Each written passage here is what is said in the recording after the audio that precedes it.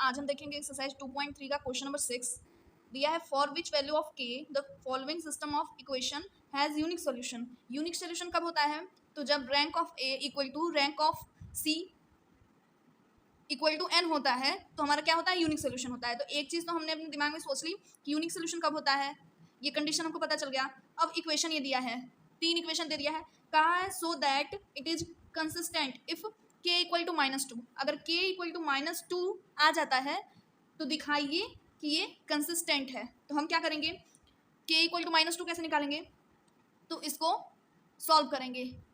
ठीक, इसको सॉल्व करने के लिए हमने इससे आगे वाली वीडियो में, इससे आगे वाले चैप्टर में देखा है कि इसको कैसे सॉल्व करते हैं मैट्रिक्स को। ठीक, तो 3 ले लेते हैं, उसके बाद इसको ढक लेते हैं, इसको ढक लेते हैं, और जो बचता है उसको लिख लेते हैं मोड में।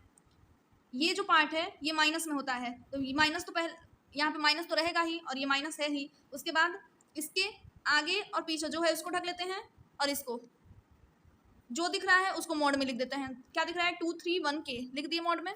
अब ले लेते हैं 2, ऐसे ही इसके आगे और इसके नीचे वाले पार्ट को ढक लेते हैं। देख क्या दिख रहा है? 2 1 1 -3 लिख लिए। इसको सॉल्व करेंगे, मल्टीप्लाई हुआ 1 का केस है तो के -3 इंटू 3 -9 होगा, लेकिन मल्टीप्लाई जब हम करेंगे तो ये प्लस, क्योंकि माइनस एक और आ जाएगा, ये माइनस है ही इसलिए प्लस हो जा रहा है। माइनस माइनस प्लस, आगे वाली वीडियो आप देखेंगे तो आपको ये चीज़ समझ में आ जाएगी ये कैसे होता है। ठीक, तो अगर आपको ये नहीं समझ में आ रहा तो आप आगे वाली जो वीडियो है उनको देखिए, आगे के चैप्टर सॉल्व करिए, उसके बाद ये समझ में आएगा। उसके बाद माइनस माइनस प्लस +1 2 के -3, ऐसे ये हो गया +2 -6 -1।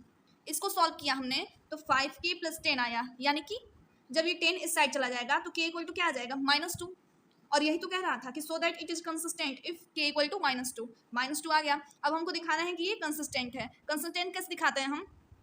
इक्वेशन क्या दी गई है, ये पहला, ये दूसरा, तीसरा इक्वेशन है। हम क्या करते हैं, एक क्या प्रोसेस है कि जो भी इक्वेशन दिया हो तो पहले हम ax इक्वल टू b निकालेंगे। आपको पता ही है इसमें a क्या है, ये है, यानी कि 3 - 1 2 3 - 1 2 2 1 3 2 1 3 1 -3 -2। आपको पता है ए की वैल्यू कैसे निकाली जाती है, बी की वैल्यू कैसे निकाली जाती है, एक्स की वैल्यू। ये हो गया। अब देखते हैं, इक्वेशन है एक्स इक्वल टू बी हो गया। अब हम आर्गुमेंटेड मैट्रिक्स निकालेंगे।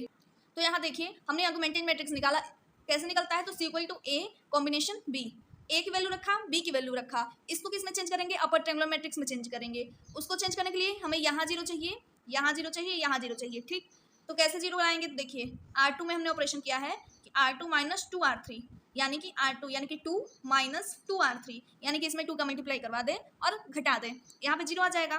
ऐसे ही R3 में ऑपरेशन हमने क्या किया है कि 2R3 - R2, यानी कि इसमें 2 का मल्टीप्लाई -2, तो यहाँ पे 0 आ जाएगा। ठीक, तो यही हुआ। और जब R2 में हो रहा है यानी कि इन सब में होगा। ठीक, तो ये हुआ। उसके बाद ये आया, उसके बाद अब यहाँ 0 आ गया, यहाँ 0 आ गया। अभी हमको लाना है, अभी यहाँ पे 0 चाहिए। ठीक, जैसे ये ऊपर दिया था यहाँ पे 0 चाहिए, यहाँ 0 चाहिए, यहाँ 0 चाहिए, तो यहाँ तो 0 आ गया, अभी यहाँ 0 चाहिए। तो हमने क्या किया, अब R3 में ऑपरेशन किया, क्योंकि R3 की जगह पर यहीं पे तो 0 चाहिए। R3 + R2 यानी कि -7 + 7 अगर कर देंगे हम तो यहाँ पे 0 आ जाएगा। तो वही चीज़ हमने किया। ठीक, तो यहाँ पे भी 0 आ गया, यहाँ पे भी 0। अब सब में चेंज हो रहा है तो यहाँ पे भी 0 आ गया, यहाँ पे भी 0, लेकिन चाहिए हमको यही 3 जगह 0 अपर ट्रायंगुलर मैट्रिक्स में। ठीक, अब हम देखेंगे कि कौन सा नॉन जीरो रो है, कौन सा 0 रो है। तो देखिए ये नॉन जीरो रो है, ये भी नॉन जीरो रो है। ठीक, और ये क्या है? ये 0 रो है। रैंक कैसे मालूम करते हैं? तो देखते हैं कि कितने नॉन जीरो रो हैं। कितने नॉन जीरो रो हैं? 1 2। तो रैंक ऑफ सी क्या हो गया? 2। अब ए में देख लेते हैं कितने रैंक हैं। इसमें नॉन जीरो रो कितने हैं? 1 2, ये तो 0 रो ही है, तो इसमें रैंक ऑफ ए क्या हो जाएगा? 2। इसका भी 2, इसका भी 2। तो देखिए rank of A equal to rank of C equal to 2, hence the system is consistent. ठीक, अब क्वेश्चन नंबर 7 है, ये है for which value of k the following system of equation is consistent. इसमें के की वैल्यू निकालना है, जैसे हमने उसमें के की वैल्यू निकाला था। ठीक, और देखना है कि कंसिस्टेंट है कि नहीं। के की वैल्यू निकालेंगे जब, उसके बाद यहाँ पे हम पुट कर देंगे वैल्यू, ये ध्यान दीजिएगा। के की वैल्यू यहाँ पे पुट कर देंगे, उसके बाद आगे का जो प्रोसेस है वो हम करेंगे। तो इसको आप खुद से करेंगे क्योंकि ये क्वेश्चन नंबर 6 की तरह ही है। क्वेश्चन नंबर 1 देखते हैं। They are determine lambda and mu such that the system of equation क्या दी गई हैं? 2x + 3y + 5z = 9 7x plus 3y minus 2z equal to 8, 2x plus 3y minus lambda z equal to mu. ठीक, पहला कह रहा है has unique solution, दूसरा कह रहा है हैज़ नो सोल्यूशन। तो दोनों के लिए अलग अलग कंडीशन होंगी, हम देखते हैं कैसे सॉल्व करेंगे। तो कोई भी इक्वेशन हम क्या करते हैं, पहले ax इक्वल टू बी निकालते हैं, उसके बाद हम क्या करते हैं, आर्गुमेंटेड मैट्रिक्स निकालते हैं, c equal to A combination b। जब ये हम लिख लेते हैं यहाँ a और b की वैल्यू, उसके बाद हम क्या करते हैं, इसको अपर ट्रायंगुलर मैट्रिक्स में चेंज करते हैं। उसके लिए यहाँ पे 0 होना चाहिए, यहाँ पे 0, यहाँ पे 0, तभी वो अपर ट्रायंगुलर मैट्रिक्स कहलाएगा। तो उसके लिए हम जो प्रोसेस होता है वो करते हैं। यहाँ पे हमने देखिए क्या किया, R3 में जो ऑपरेशन किया वो R3 माइनस R1 किया, और R2 में जो ऑपरेशन किया 2R2 माइनस 7R1। ठीक, या R2 में हमने क्या किया 2R2, यानी 2 का इसमें मल्टीप्लाई, तो 7 2 जा 14 माइनस 7R1 यानी कि 7 का इसमें मल्टीप्लाई, तो 14 माइनस 14 0 आ जाएगा यहाँ पे। R3 में हमने क्या ऑपरेशन किया, तो R3 माइनस R1 यानी कि 2 माइनस 2, यहाँ पे 0 आ जाएगा। अब ये दोनों जगह 0 आ गया इस प्रोसेस से, यहाँ पे अभी 0 चाहिए। देखिए ये दोनों जगह 0 आ गया अभी, और ये देखिए R3 माइनस R1 यानी कि यहाँ पे भी 0 आ गया, 3 माइनस 3 हो गया, तो ये भी 0 आ गया। ठीक, तो इतने ही प्रोसेस पे हमने अपर ट्रायंगुलर मैट्रिक्स में चेंज कर लिया, ये 0 आ गया। ठीक, अब हमको दो कंडीशन दी गई है, पहला है has unique solution, has no solution. देखते हैं क्या होता है। तो यूनिक सोल्यूशन के लिए देखिए, it will have unique solution if row A equal to row A combination बी। ठीक, जब दोनों इक्वल होते हैं तभी तो यूनिक सोल्यूशन होता है। आइए हम देखते हैं। देखिए इसमें नॉन जीरो रो कौन सा है, 1 2 3, तीनों नॉन जीरो रो हैं। अगर यहाँ से ए की वैल्यू को हम अलग कर दें, यानी बस इसको देखें, तो इसमें नॉन जीरो रो कितने हो जाएंगे, 1 2 3, यानी कि rank of C equal to rank of A, unique हो गया सोल्यूशन। और n की वैल्यू भी 3 ही है, क्योंकि x y z तीनों के टर्म में है इक्वेशन। ठीक, तो rank of a equal to rank of c equal to n equal to 3, unique solution हो गया। अब देखिए यहाँ पे हमने लिखा है it is possible only when minus lambda minus 5 not equal to 0। इसका मतलब क्या है, तो देखिए अगर माइनस लेमडा माइनस 5, वहाँ पे कहा है कि minus lambda minus 5 not equal to 0। ठीक, अगर minus lambda minus 5 equal to 0 कर दिया जाए, यानी कि यहाँ पे 0 रख दिया जाए। ठीक, तो रैंक सी तो 3 आएगा, लेकिन रैंक ए क्या हो जाएगा 2, क्योंकि यहाँ पे अगर 0 आ गया तो नॉन जीरो रो कितने बचेंगी 1 2, ये तो 0 रो हो जाएगा, इसलिए रैंक ऑफ ए क्या आने लगेगा 2। तो यूनिक सोल्यूशन नहीं होगा।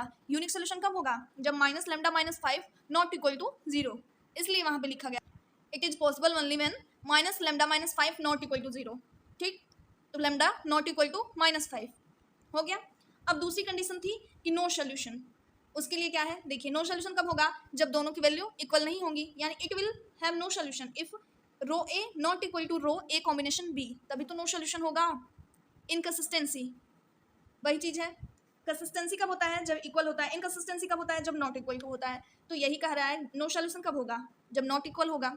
ठीक, अब यहाँ पे क्या कह रहा है, it is possible only when minus lambda minus 5 equal to 0।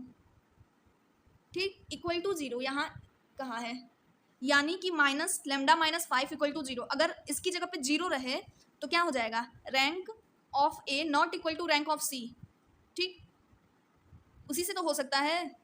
No solution कब होगा, जब rank of A not equal to rank of C होगा, और वो कैसे होगा, तो जब minus lambda minus 5 equal to 0 होगा। हो गया ये बात, तो लेमडा इक्वल टू माइनस 5 यहाँ से आ गया, and mu minus 9 not equal to 0। इसका मतलब क्या है, आइए देख लेते हैं। तो इसका मतलब है कि mu minus 9 not equal to 0। क्यों, इसको कह रहा है कि ये इक्वल टू 0, लेकिन इसका कह रहा है कि नॉट इक्वल टू 0। क्यों कह रहा है, अगर इसके इक्वल टू 0 आ गया तो ये लाइन पूरी 0 रो हो जाएगी।